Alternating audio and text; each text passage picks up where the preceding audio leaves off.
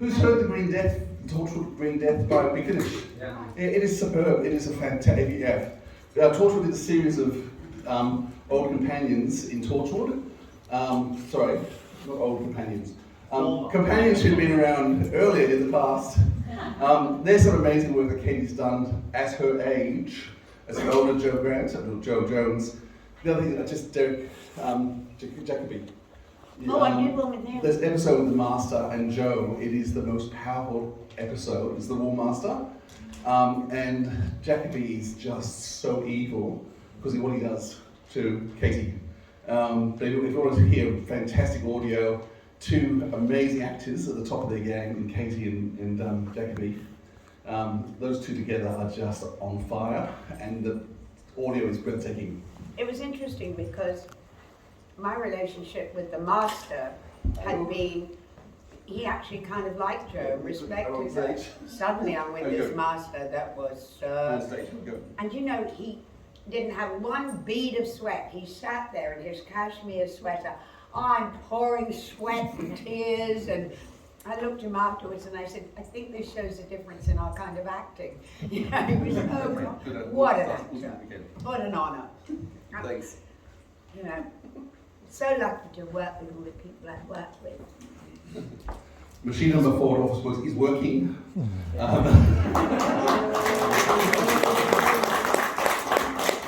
Sorry, I'm eating. It is looking slow. Okay, let's kick this off. Thank you, Chris. Okay, so this is your last regular episode, Katy. This is the blow up of Boss, which we're going to work. Oh, look at the tears. That's not Boss. No, he's got nose. Oh, I know who that is. Do you recognise that run? Good.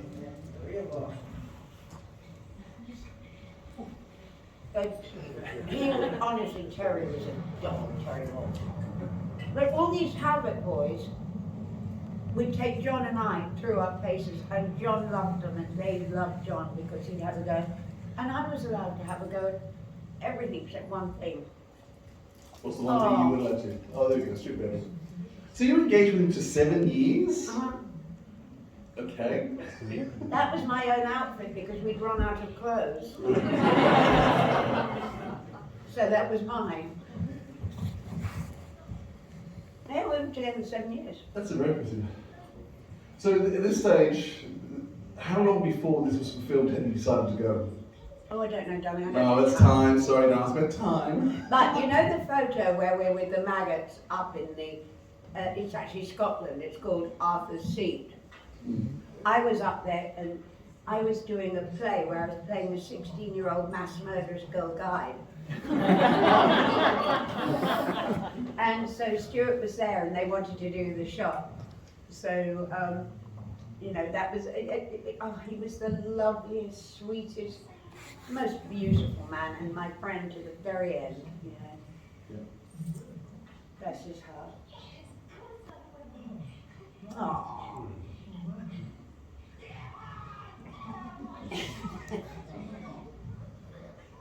It's lovely though at one point, you know, you watch Mike's face.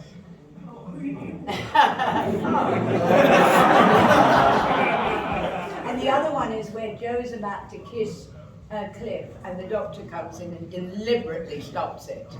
Yeah, he's jealous of the whole thing, isn't he? So in terms of rehearsal, I mean, the energy that's in that room and that hard and the spin, would that have been rehearsed, or was that just something, how much extra do you put in front of the camera?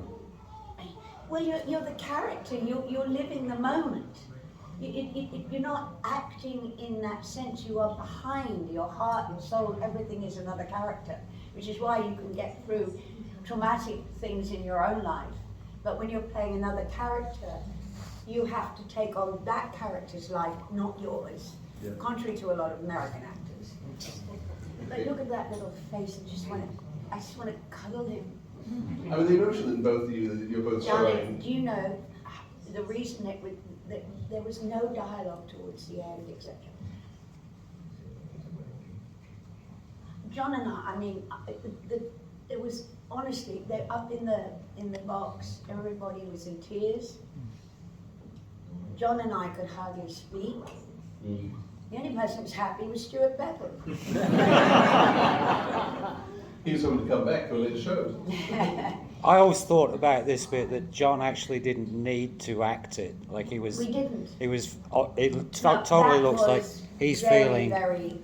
that was us. He's feeling the loss of you. But we both were. Yeah. This was driving to Wales together to do the filming. We didn't work with Stuart, and I can't tell you what it was like. You know, It's beautiful direction. Oh. Just this, yeah. Just that look You at know, all is she? the. Can I? Will I? I don't know. Do you think about? Are you thinking about running after him? Yes. It's hard before you know, isn't it? No. There was that thing in Joe's head, and I had to have that thought. It wasn't written, but I thought, do I want to do this, or do I want to go with my doctor? That's the real Bessie. That's where all the stories between John and I are woven in there. And this, you know, when they did Sherlock, you know, the one. Yeah, the Stephen Moffat. Cumberbatch. Cumberbatch, yeah. And there's a moment when Watson gets married. that's right, and he comes away and he puts the and he walks into the night with it. And I said to Mark Gatiss, I said, that was so like the end. He said, darling, that was deliberately planned. We all wanted to give a great honour to that moment because he said it's his favourite moment in the whole of Doctor Who. I still think it's probably one of the best endings of any companion. It's hard pressed to find anyone's better. To me, that's the most three-dimensional point of the whole classic era. I think Yeah. also. Yeah. It's an amazing ending to a season. It's a downbeat ending, but it's just. I think it's also because it's something that's just so real as well. Yeah. Both like obviously what's happening with like Katy part of the show, but just like something that like that saying goodbye to anyone in like our lives. It's just it's very beautiful. Like I think just in general. Yeah. So Joe Grant, amazing companion, amazing heart, touched our hearts. Katy, like you have. Oh. Thank you so much for being here with us.